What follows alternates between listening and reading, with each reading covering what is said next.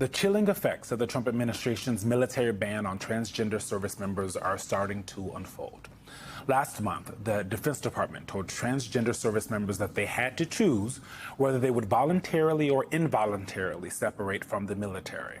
And now, some service members in the process of separating say nothing about their decisions feels voluntary at all. U.S. Army Major Erica Vandal, one of the plaintiffs who challenged President Trump's executive order, is sharing her experience in a new documentary by nonprofit media news organization Evident. It's called Fighting to Serve. There are clear indicators that I am one of the top performing officers within my unit. Why am I being removed for this part of my identity when I continue to meet standards? I think the forced purge and removal of transgender service members is going to be very harmful to overall military readiness. Major Erica Vandal joins us now. Major, first of all, thank you so much for your service and thank you for joining us. You are a military brat. Being in the military has been a dream of yours for a very long time. You went to West Point. Commanders wrote of you in 2011, a superb officer and leader by every measure, another, without a doubt, a future tactical battalion commander. There was no limit to her potential in the Army, a third supervisor added when she was promoted to major. That's according to an article by the New York Times. So much of your existence has been about putting your life on the line for all of us, those who don't serve.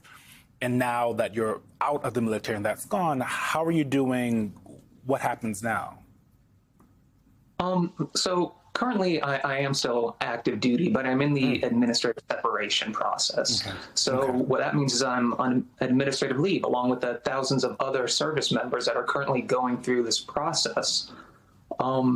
So in terms of what that is, we're just preparing for that next stage in our life, conducting the various transition programs, preparing resumes, conducting interviews, just kind of getting ready for this, trying to transition these skills that the military has invested decades into training, millions of dollars into this training, transition that over to the civilian world at this time. But it's the consequences of this are devastating to all transgender service members.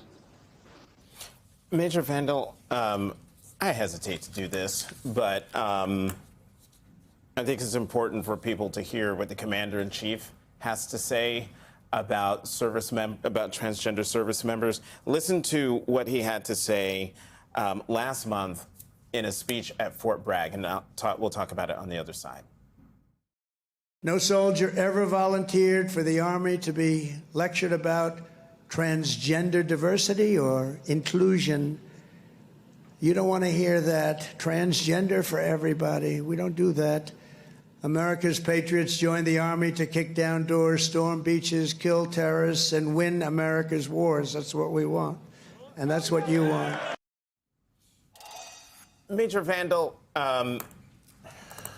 it's so offensive to hear what the president has to say about a service member like you, exemplary, model service member, a patriot, someone who joined the service to do all the things he says you don't do simply because you're transgender. If you had the opportunity to talk to President Trump, what would you tell him?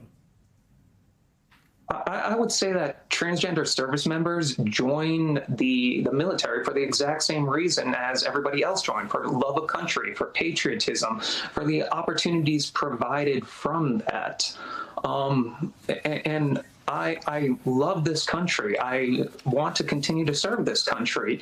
And contrary to everything that was stated, transgender service members are perfectly capable and have been meeting these standards, serving authentically for over a decade in every capacity, within combat roles, within support roles, on deployment. There is nothing about who we are that should be prohibitive to us being able to meet these standards and serve honorably and authentically as ourselves.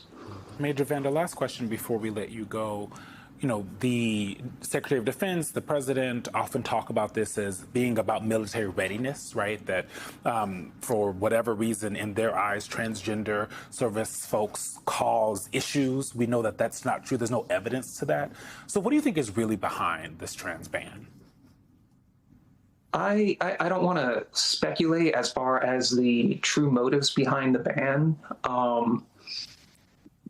I would just point out that as far as what the detriment to military readiness is, it is removing thousands of leaders from their position that, as I've mentioned, they've invested decades into, millions of dollars into, and we're serving within key and critical functions. And we're pulling them with very little notice out of these positions. We are literally pulling them off of combat deployments in order to return and begin this administrative separation process. That is what seemingly is detrimental to readiness and leaving the military within that lurch. Major Erica Vandal, thank you for coming to the weekend, but more importantly, thank you so very much for your service. Absolutely. Thank you so much for having me.